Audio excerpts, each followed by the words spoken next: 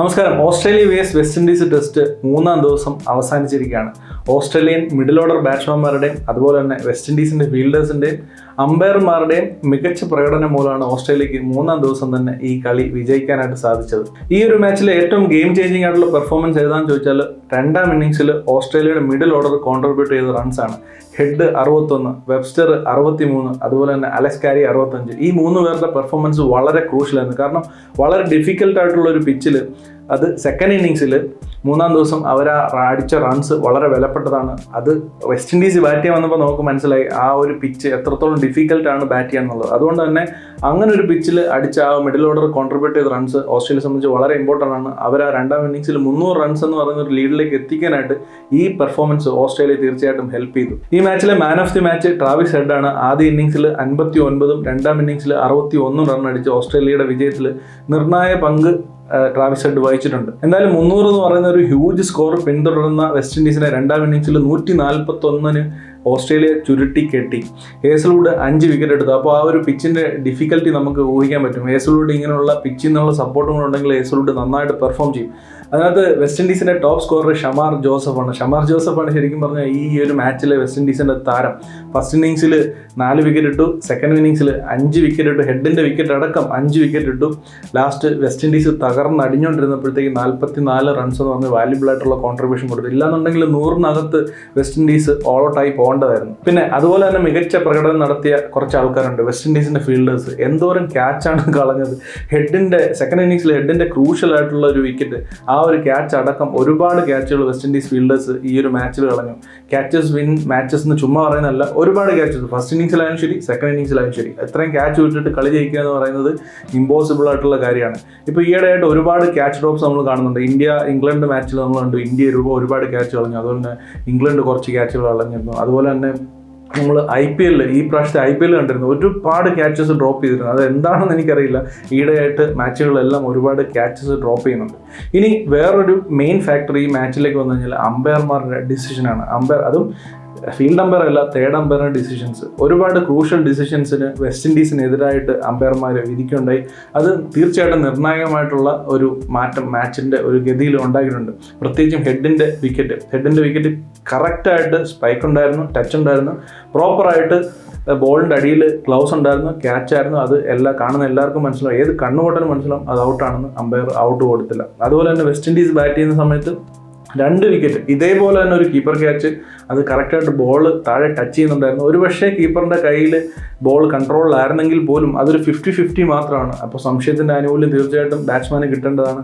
അത് കിട്ടിയില്ല, അത് ഔട്ട് വിധിച്ചു. അതുപോലെ തന്നെ വെസ്റ്റ് ഇൻഡീസ് ക്യാപ്റ്റൻ്റെ LBW ചേസിൻ്റെ വിക്കറ്റ്, അതും ഇതുപോലെ തന്നെ ക്ലിയർ ആയിട്ടുള്ള ഒരു സ്പൈക്ക്, ഡീവിയേഷൻ നമ്മൾ വ്യക്തമായിട്ട് കണ്ണുകൊണ്ട് കാണുന്നുണ്ടായിരുന്നു. ബാറ്റിൽ കൊള്ളുന്നതിന് മുമ്പ് ചെറിയൊരു സ്പൈക്ക് കാണിക്കുന്നുണ്ടായിരുന്നു, പക്ഷേ അതൊരു 50-50 ആണ്. അത് ഉറപ്പിച്ച് പറയാൻ പറ്റില്ല അത് പാഡിൽ തട്ടിയതാണോ. സോ അത് തീർച്ചയായിട്ടും അവിടെ സംശയത്തിൻ്റെ ആനുകൂല്യം ബാറ്റ്സ്മാൻ കിട്ടേണ്ടതാണ്, അതും കിട്ടിയില്ല. ഇത്രയധികം പിഴവുകൾ ഒരു തേർഡ് അമ്പയർ വരുത്തുക എന്ന് പറഞ്ഞാൽ ദഹിക്കാൻ കുറച്ച് ബുദ്ധിമുട്ടാണ്. ഫീൽഡ് അമ്പയറിന് തെറ്റ് സംഭവിക്കാം, പക്ഷേ തേർഡ് അമ്പയറിന് ഇത്രയധികം, അതും ഒരു ദിവസമല്ല കഴിഞ്ഞ ദിവസവും ഈ ദിവസവും എല്ലാം അടുപ്പിച്ച് തെറ്റ് സംഭവിക്കുന്നത് ദഹിക്കാൻ നല്ല ബുദ്ധിമുട്ടുണ്ട്. ഇനി കമ്മിങ് ടു ഓസ്ട്രേലിയക്ക് വിജയം സമ്മാനിച്ചത് അവരുടെ മധ്യനിര ബാറ്റ്സ്മാൻമാർ തന്നെയാണ്. ആ ഒരു പാർട്ട്ണർഷിപ്പ് അവിടെ ഹെഡും അതുപോലെ തന്നെ വെബ്സ്റ്ററും അതുപോലെ തന്നെ അലക്സ് കാരിയും അടിച്ച റൺസാണ് വാല്യുബിൾ ആയത്, നമ്മൾ ഓൾറെഡി പറഞ്ഞു. അപ്പോൾ തന്നെ ഓസ്ട്രേലിയയുടെ top order is in trouble. അത് നമ്മൾ എടുത്തു പറയേണ്ട കാര്യമാണ്. കാരണം നമ്മൾ ഈ BGTയിൽ തുടങ്ങിയാണ്. BGTയിൽ ഓസ്ട്രേലിയക്ക് വേണ്ടി ഓപ്പൺ ചെയ്ത് മക്സീനി ആയിരുന്നു ആദ്യത്തെ 3 മാച്ച്. പിന്നീട് സാം കോൺസ്റ്റാസിനെ കൊണ്ടുവന്നു. പിന്നെ ഓസ്ട്രേലിയ ശ്രീലങ്കൻ സീരീസിൽ പോയപ്പോഴത്തെ ഓപ്പൺ ചെയ്തത് ഹെഡായിരുന്നു. അതിനുശേഷം WTC ഫൈനലിൽ ഉസ്മാൻ ഖോജയുടെ കൂടെ ഓപ്പൺ ചെയ്തത് ലബൂഷനായിരുന്നു. ഇപ്പോഴത്തെ വെസ്റ്റ് ഇൻഡീസുമായിട്ടുള്ള മാച്ചിൽ ഓപ്പൺ ചെയ്തത് കോൺസ്റ്റാസിൻ്റെ വളരെ പൂവറായിട്ടുള്ള ഷോട്ട് സെലക്ഷനും പൂവറായിട്ടുള്ള ടെക്നിക്കാണെന്ന് പറയാതിരിക്കാൻ പറ്റില്ല. ടെസ്റ്റ് ക്രിക്കറ്റിൽ എനിക്കൊന്ന് മക്സീനിയാണ് ഈ സാം കോൺസ്റ്റാസിനെക്കാട്ടി കുറച്ചും കൂടെ ബെറ്റർ എന്ന് എനിക്ക് തോന്നുന്നു. കാരണം കുറച്ചും കൂടെ ടെക്നിക്സ് മക്സീനിയുടെ ആയിരുന്നു. പാവം മക്സീനി ബൂമറയുടെ മുമ്പിൽ അന്ന് വന്ന് പെട്ടുപോയതാണ്. അങ്ങനെ അടുപ്പിച്ച് 2-3 മാച്ചിൽ പെർഫോം ചെയ്യാതെ ഇരുന്ന് പോയതാണ്. പക്ഷേ ഒരു ലോങ് റണ്ണ് മക്സീനിക്ക് കിട്ടിയിരുന്നുണ്ടെങ്കിൽ, ഇപ്പോൾ ഇന്ത്യയായിട്ടുള്ള മാച്ചൊന്നും അല്ലാതെ ഇപ്പോൾ ഇതുപോലെ വെസ്റ്റ് ഇൻഡീസോ ശ്രീലങ്കയിലൊക്കെ പോകുന്ന സമയത്ത് മക്സീനിക്ക് അവസരങ്ങൾ കൂടുതൽ കിട്ടിയിരുന്നുണ്ടെങ്കിൽ കുറച്ചും കൂടെ ബെറ്റർ ബാറ്റ്സ്മാൻ ആയെന്ന് എനിക്ക് തോന്നുന്നു. കാരണം സാം കോൺസ്റ്റാസ് ഇപ്പോൾ ഔട്ടായ വിധമൊക്കെ കാണുമ്പോൾ അങ്ങനെ തന്നെ തോന്നുന്നത്. അത് പോരാത്തതിന് വെസ്റ്റ് ഇൻഡീസ് 1-2 ക്യാച്ച് വിട്ടതിന് ശേഷമാണ് ഇത്ര ലോ സ്കോറായിട്ട് 2 ഇന്നിങ്സിലും ഔട്ടാവുന്നത്. ഇനി അതുമാത്രമല്ല, ഓസ്ട്രേലിയ നമ്പർ 3-ൽ ഗ്രീൻ്റെ പെർഫോമൻസ് WTC ഫൈനലിൽ പെർഫോം ചെയ്തില്ല, ഇപ്പോൾ ഫസ്റ്റ് ടെസ്റ്റിൽ പെർഫോം ചെയ്തില്ല, ചോദ്യങ്ങൾ ഉയരുന്നുണ്ട്. അതുപോലെ നമ്പർ 4 കളിക്കുന്ന ജോഷ് ഇംഗ്ലീഷാണ്. ജോഷ് ഇംഗ്ലീഷും പെർഫോം ചെയ്തിട്ടില്ല. അതേസമയം ശ്രീലങ്കയിൽ പോയിട്ട് ജോഷ് ഇംഗ്ലീഷ് പെർഫോം ചെയ്തതാണ്. അപ്പോൾ ഇവരുടെ ഒരു ടോപ്പ് ഓർഡറിലുള്ള ഇവരുടെ പൊസിഷൻ, കറക്റ്റായിട്ടുള്ള ഓരോ പൊസിഷനിലും ഏത് ബാറ്റ്സ്മാൻ കളിക്കണം എന്നുള്ള കാര്യത്തിലൊക്കെ ഇപ്പോഴും കൺഫ്യൂസ്ഡ് ആണ് ഓസ്ട്രേലിയ. അത് പ്രോപ്പറായിട്ട് അറേഞ്ച് ചെയ്യാനായിട്ട് ഓസ്ട്രേലിയക്ക് സാധിച്ചിട്ടില്ല. ആഷസ് അടുത്ത് വരികയാണ്. അപ്പോൾ അവർക്ക് എത്രയും പെട്ടെന്ന് ഇതിനുള്ള തീരുമാനങ്ങൾ തീർച്ചയായിട്ടും എടുക്കണം. നമ്പർ 4-ൽ തീർച്ചയായിട്ടും സ്മിത്ത് വരും, ലെബുഷൈൻ തിരിച്ചു വരുമോ അതോ മാക്സ്വീനെ തിരിച്ചു കൊണ്ടുവരുമോ? ഒരു മൊത്തത്തിൽ കൊളായി കിടക്കാണ് ഇവരുടെ ടോപ്പ് ഓർഡർ. അതിനെങ്ങനെ ഫിക്സ് ചെയ്യുന്നുള്ള ഗ്രീനെ പ്രോപ്പറായിട്ട് ബാക്ക് ചെയ്യുന്നുണ്ട് പാറ്റ് കമ്മിൻസിന് തീർച്ചയായിട്ടും നമ്പർ 3-ൽ ഗ്രീനെ വിശ്വാസമുണ്ട്. തീർച്ചയായിട്ടും എനിക്ക് തോന്നുന്നു ആഷസിലേക്ക് പോകുമ്പോഴും ഒരു ഗ്രീൻ തന്നെ നമ്പർ 3 കളിപ്പിക്കാനായിരിക്കും അവർ ഉദ്ദേശിക്കുന്നത്. പക്ഷേ ഓപ്പണിംഗ് കോൺസ്റ്റാൻസ് ഇനിയുള്ള വെസ്റ്റ് ഇൻഡീസുമായിട്ടുള്ള ഈ 2 ടെസ്റ്റുകളിൽ പ്രൂവ് ചെയ്തേ പറ്റൂ. ഒരു പക്ഷേ പ്രൂവ് ചെയ്തേക്കാം. പക്ഷേ ടെക്നിക്കലി ഔട്ടാവുന്ന രീതി എന്നെ സംബന്ധിച്ച് വളരെ ഡിസപ്പോയിൻറ്റിംഗ് ആയിട്ടാണ് എനിക്ക് തോന്നുന്നത്. അതുപോലെ വളരെ ഇമ്പോർട്ടൻ്റ് ആയിട്ടുള്ള വേറെ ഒരു കാര്യം കൊണ്ടുണ്ട്. ഡാരൻ സമി വെസ്റ്റ് ഇൻഡീസിന് വേണ്ടി ചെയ്യുന്ന കോൺട്രിബ്യൂഷൻസ്, അവരുടെ വെസ്റ്റ് ഇൻഡീസിൻ്റെ കോച്ച്.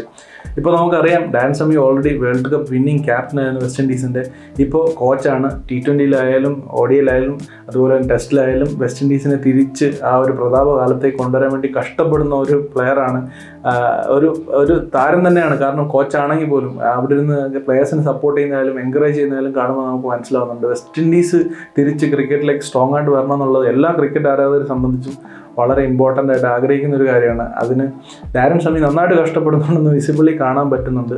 ഒരുപാട് അവിടെ പ്രശ്നങ്ങളുണ്ട്, ഇന്ത്യയിൽ പൊളിറ്റിക്സ് ഉണ്ട്, പ്ലെയേഴ്സ് വിട്ടുപോകുന്നുണ്ട് T20 ലീഗ്സിന് വേണ്ടിയിട്ട്. അതൊക്കെ ഓവർകം ചെയ്തിട്ട് വെസ്റ്റ് ഇൻഡീസിന് സ്ട്രോങ് ആയിട്ട് വരാൻ പറ്റട്ടെ. ഇപ്പോൾ ഷമാർ ജോസഫിനെ പോലുള്ള നല്ല തീപ്പന്തം പ്ലെയേഴ്സ് അവരുടെ ടീമിലേക്ക് ഇനിയും വരട്ടെ. നന്നായിട്ട് പെർഫോം ചെയ്തു. Middle order batting Shai ഹോപ്പൊക്കെ first ഇന്നിങ്സിൽ സൂപ്പറായിട്ട് ബാറ്റ് ചെയ്തു. അവരുടെ ക്യാപ്റ്റൻ ഉത്തരവാദിത്തത്തോടെ ബാറ്റ് ചെയ്തു ഫസ്റ്റ് ഇന്നിങ്സിൽ. സോ തീർച്ചയായിട്ടും ഹോപ്പുണ്ട് വെസ്റ്റ് ഇൻഡീസ് സംബന്ധിച്ച് അവർക്ക് നന്നായിട്ട് തിരിച്ചു വരാനായിട്ട് സാധിക്കട്ടെ.